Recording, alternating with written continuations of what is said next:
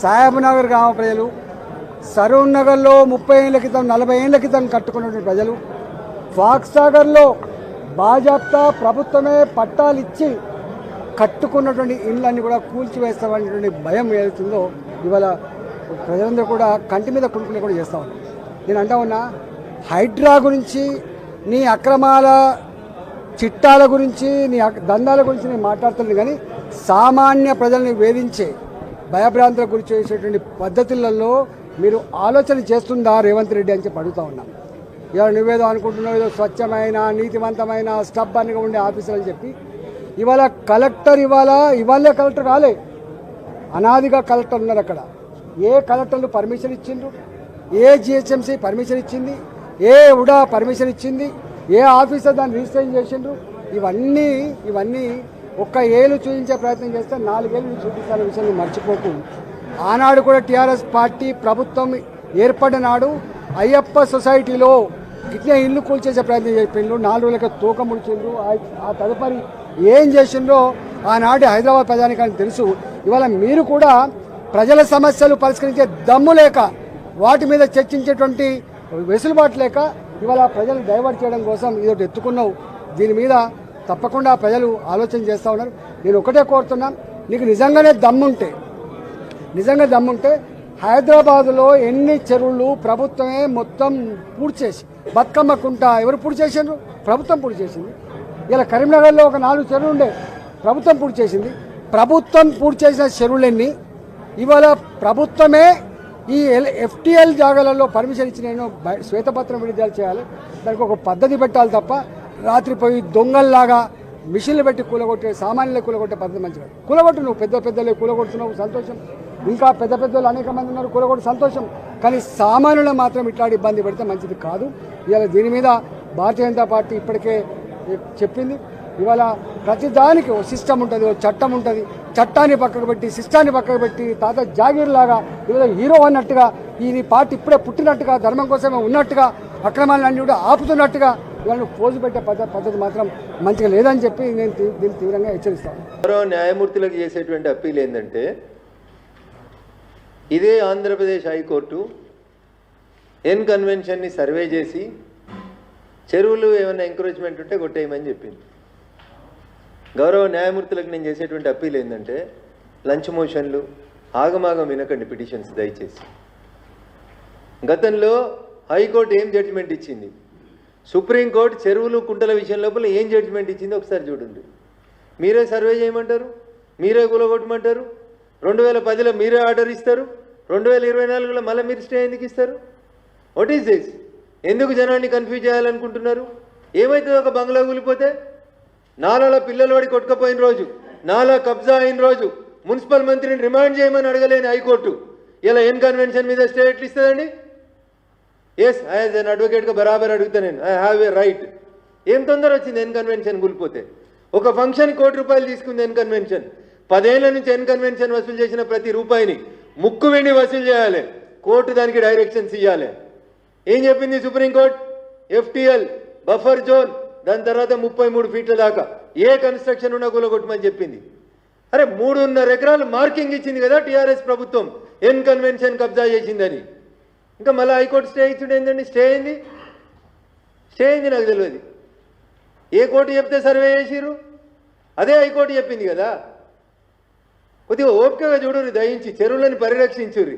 పక్కన వాయనాడు కనబడ్డది, 2 ఏళ్ల కింద ఉత్తరాఖండ్ కనబడ్డది. దేశంలో ఎకలాజికల్ ఇంబ్యాలెన్స్ జరుగుతుంది. చెరువులు, కుంటలు, కొండలు, కోనలు, ప్రకృతి విధ్వంసం జరుగుతుంది. అయ్యా జడ్జిల్లారా, తొందర లేదు బంగ్లాలు 4 కూలిపోతే కూలగొట్టని ఏంటి?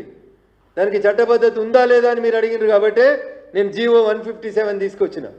Honourable high court of Andhra Pradesh in a writ petition filed in 2007 and 8 categorically said all the lakes of the Hyderabad should be protected. మళ్ళీ మీరు ఎందుకు స్టే ఇస్తారు? ఇంకా రిట్ పిటిషన్ నెంబర్ చెప్పమంటే చెప్తా జడ్జిలకి. ఇదే సగం మా అడ్వకేట్లు సగం రిప్రజెంట్ చేసి ఆగం పోయి దాంట్లో తీసుకొచ్చి ఏదో ఒక ఆర్డర్ తీసుకొస్తున్నారు. Yes, writ petition number 9386 14,728 of 2007 and 20,072 of 2008 ఈ రెండిట్లలో హైకోర్టు జడ్జిమెంట్ ఇచ్చింది 2007లో 8లో. 2007లో 8లో చెరువుల్ని కాపాడమని సాక్షాత్తు ఆంధ్రప్రదేశ్ సర్వోన్నత న్యాయస్థానం తీర్పిస్తుంది. సుప్రీంకోర్టు చెరువులు ఎవడైనా కడితే నోటీసు లేకుండా కూలగొట్టమని చెప్పింది. ఎలాంటి నోటీసులు ఇవ్వద్దు అని చెప్పింది supreme court. All buffer zones, all FTLs should be demolished without any notice అని సుప్రీంకోర్టు చెప్పింది. దానికంటే పెద్ద కోర్టు ఏముంటుందన్న ఈ దేశంలో? దాంట్లో ఇంకా స్టేలు ఏముంటాయన్నా? బరాబర్ కూలగొట్టాల్సిందే, దాంట్లో నో సెకండ్ ఒపీనియన్. నేను అదే జడ్జిలో కూడా విజ్ఞప్తి చేస్తా ఉన్నా, మీరు అనుమతిస్తే నేను వచ్చి ఆర్గ్యూ కూడా చేస్తాను. 10 ఏళ్లలో మీరు డిస్మెటల్ చేసి డిమార్కెట్ చేసి కూలగొట్టమన్న తర్వాత వాళ్ళు సంపాదించిన ప్రతి రూపాయిని కట్టి గవర్నమెంట్కి, మున్సిపాలిటీకి. ఆ డబ్బుని నాలాలలో వాడి కొట్టుకపోయిన కుటుంబాలకి, వాగొత్తే ఏడ వానొత్తుందో ఎటు కొట్టుకపోతున్నామో తెలియకుండా చెరువులలో పడి చచ్చిపోయిన వాళ్ళ కుటుంబాలకి కంపెన్సేషన్ ఇయ్యండి. కళ్ళకు బట్ట కట్టుకోవద్దు దయించి, కళ్ళకు ఉన్నటువంటి బట్టను తీసి భాగ్యనగర వాసుల్ని కాపాడేందుకు కోర్టు కూడా సన్నద్ధం కావాలని చెప్పి ఈ సందర్భంగా అప్పీల్ చేస్తాం. ఏం కదన్నా రాయండి, నథింగ్ ఈజ్ వార్. దీంట్లో ఏం కోర్టులకేం మనం దూషిస్తలేం, జడ్జిలనేం దూషిస్తలేం. తెలవాల్సిందే, 4 గోడల మధ్యలో కూర్చొని చేయడంగా తెలవాల్సిందే ఖచ్చితంగా. ఎన్ కన్వెన్షన్ మీద గతంలో హైకోర్టు ఇచ్చిన జడ్జిమెంట్లు ఏమున్నాయి తీసుకొని చూడురు మీరే. మీ దగ్గర ఉన్న మీ రిజిస్ట్రార్లను అడుగుండ్రి, what are the earlier judgements on an convention. Survey చేసి డిమార్కెట్ చేసినాక డిస్మెటల్ చేయమనాలి, కానీ స్టే ఇచ్చుడు ఎందుకండి? ఎవరిని గౌరవించేందుకు స్టే ఇస్తున్నారు అంటే మీకంటే ముందు ఇచ్చినటువంటి జడ్జి ఇచ్చినటువంటి ఆర్డర్ని మనం వద్దందామా? So this is not fair on the part of the. చలో, థ్యాంక్ యూ అన్న. ఆల్రెడీ మొత్తం కూలిపోయింది, ఎత్తేసేటప్పుడు ఆపేస్తే ఏమొస్తుంది? శ్రీమంతులుగా గొప్ప వ్యక్తులుగా ఉన్న వాళ్ళు వాటి పక్కనే ఫామ్ హౌజుల పేరు నిర్మించుకొని వాళ్ళ డ్రైనేజ్ కాలువలు తీసుకెళ్ళి గండిపేటలో కలిపినారు.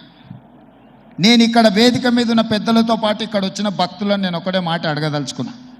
ఇవాళ వాళ్ళ విలాసవంతమైన జీవితం కోసం నిర్మించుకున్న ఫామ్ హౌజులలో నుంచి వచ్చే డ్రైనేజ్ గండిపేటలో హిమాయత్ సాగర్ తాగునీటిలో కలిపితే ఆ నీళ్లు హైదరాబాదు నగరానికి తాగడానికి సరఫరా చేస్తుంటే వాళ్ళు నిర్మించిన అక్రమ నిర్మాణాలను వదిలేస్తే ఇక నేను ప్రజాప్రతినిధిగా విఫలమైనట్ట కాదా మీరు ఒక్కసారి ఆలోచన చేయండి. అందుకే ఒత్తిడి వచ్చినా, మిత్రులకు ఫామ్ హౌజులు ఉన్నా ఏవి వదలకుండా హైడ్రా అనే ఒక సంస్థను ఏర్పాటు చేసి తెలియకుంటేనే ప్రజాప్రతినిధులం కొన్ని మన దినచర్యల్లో భాగంగా కొన్ని తప్పిదాలు చేస్తుంటాం. తప్పుదలు తెలవకుంటేనే కొన్ని తప్పులు జరిగిపోతుంటాయి. మరి ఆ ఖాతాను సవరించుకోవడానికి, ఆ బ్యాలెన్స్ షీట్ను సవరించుకోవడానికి తెలిసి కొన్ని మంచి పనులు చేయాలని నేను ప్రగాఢంగా విశ్వసిస్తున్నా, నమ్ముతున్నా. ఆ తెలిసి చెయ్యాలనుకుంటున్న మంచి పనుల్లో భాగము ఈ చెరువులను చెరబట్టిన వాళ్ళ నుంచి విముక్తి కలిగించాలన్న ఏకైక లక్ష్యంతోనే ఈరోజు చెరువులను ఆక్రమించుకున్న వాళ్ళను ఎవరిని వదలకుండా ఉక్కు పాదంతో అణిచివేయాలన్న ఆలోచన, అందులో నిర్మాణాలను ఏ ఒత్తిడి వచ్చినా వెనక్కి తక్కకుండా తొలగించాలన్న ఆలోచనతోనే ఈరోజు ఈ చెరువులలో ఉన్న అక్రమ కట్టడాలను కూలగొడుతున్నాము. ఈ చెరువులను కాపాడే బాధ్యత ఈ ప్రభుత్వం తీసుకుంటుంది. ఎవరు ఏమనుకున్నా, ఎవరు ఏ ఒత్తిడి తెచ్చినా వాటన్నిటిని పక్కన పెట్టి చెరువులను ఆక్రమించుకున్న వాళ్ళ భరతం పడుతుంది ఈ ప్రభుత్వం అని చెప్పి నేను ఈ సందర్భంగా తెలియదలుచుకున్నా. जैसे वाराणसी में हुआ और अब हम देख रहे हैं कि रेवंत रेड्डी जी भी बुलडोज़र का ही इस्तेमाल कर रहे हैं, उसमें आपके MIM के एक नेता जो है उनका भी नाम आ रहा है कि उनकी भी ज़मीन या फिर उन्होंने भी वहाँ पर अवैध तरीके से हमने हमारे कॉरपोरेटर्स ने मेयर साहिबा से कमिश्नर के पास जाकर वो जो हाइड्रा बनाया गया है उसको हमने बताया है कि वो उसका कोई लेजिस्लेटिव लीगल बैकिंग नहीं है, उसको वो पब्लिक डोमेन में है। और फिर हमारे MLA कौसर साहब जाकर चीफ सेक्रेटरी को भी बोले हैं, ये बात हम बोले हैं। और तीसरी बात ये है कि GHMC का जो ऑफिस है, अभी GHMC का ऑफिस है ना, तो हम लोग जो है हमारे स्कूल में जब हम लोग बस में जाते थे, हैदराबाद पब्लिक स्कूल को बस में जाते थे, मेरे को अच्छी तरह याद है हमारी जो बस होती थी वापसी में ऐसा आती थी, या फिर कभी कभी मैं पब्लिक स्कूल को जाता था बस पकड़ के, एक बस नंबर 7 होती थी, अभी भी होंगी, डबल डक्कर में बैठ के आता था मैं, ऊपर बैठने का बड़ा शौक था मेरे को। हाँ, वो लिबर्टी से जाती थी, लिबर्टी से टैंकबंद जाती थी। वहां पर जहां पर जीएचएमसी का ऑफिस है, वहां पर एक वाटरफॉल था, मैं ही देखा सो हूं। नेकलेस रोड एफटीएल पर है, तोड़ो उसको आप। नेकलेस रोड एफटीएल पे है, बोल रहा हूं मैं आपको, तोड़ते आप उसको? तोड़ना चाहिए ना भाई, कौन रोक रहा आपको? एफटीएल है, सीसीएमबी का, गवर्नमेंट ऑफ इंडिया का ऑफिस है हिमायत सागर के पास, बना लिया आप, गवर्नमेंट ऑफ इंडिया का है। तो ये हमारा ऑब्जेक्शन इस बात पर है, ये हमारा ऑब्जेक्शन इस बात पर है। और फिर जहां पर निजाम के ज़माने में जब उन्होंने हुकूमत थी उनकी, तो उन्होंने एक, उसको क्या बोलते, टोन बोलते, क्या बोलते हो, पत्थर को, हाँ नहीं, वो स्टोन्स लगाते थे कि ये एफटीएल है, स्टोन्स लगाते थे, अभी भी है वो, देख लो आप जाके। ये है हमारा, हम तो चीफ सेक्रेटरी मैडम को भी बोले, मेयर साहिबा को भी बोले, अब वो गवर्नमेंट देखना उसको।